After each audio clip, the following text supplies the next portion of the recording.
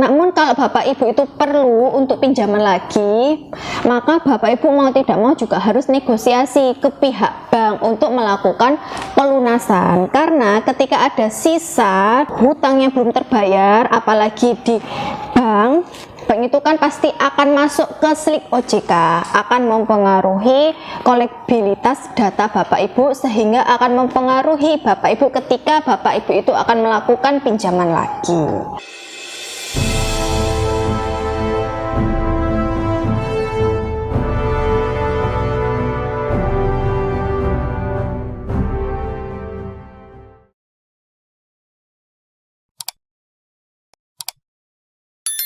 Assalamualaikum warahmatullahi wabarakatuh. Bersama saya Eni Sukmawati di channel YouTube Secret Finansial. Baik teman-teman sekalian, pada kesempatan kali ini saya akan menjawab pertanyaan dari subscribe kita.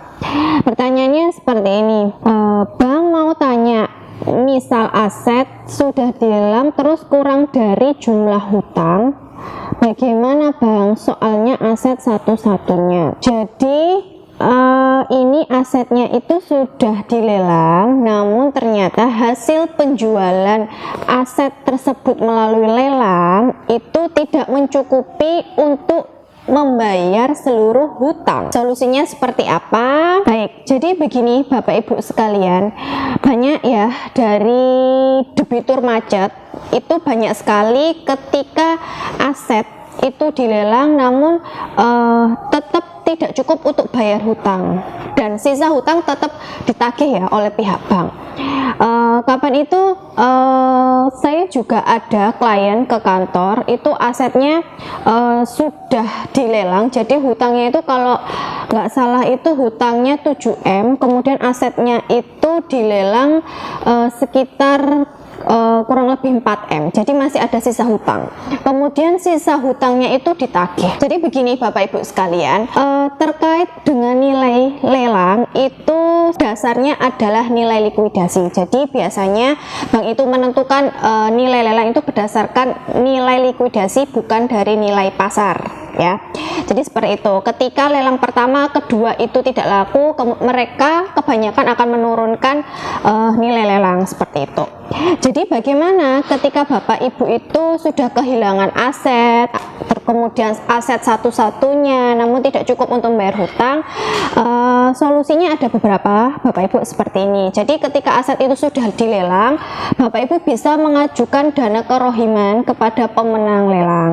Dari dana kerohiman tersebut Bapak Ibu bisa pergunakan untuk melakukan pindah tempat, kemudian untuk sewa atau untuk mencukupi kebutuhan Bapak Ibu.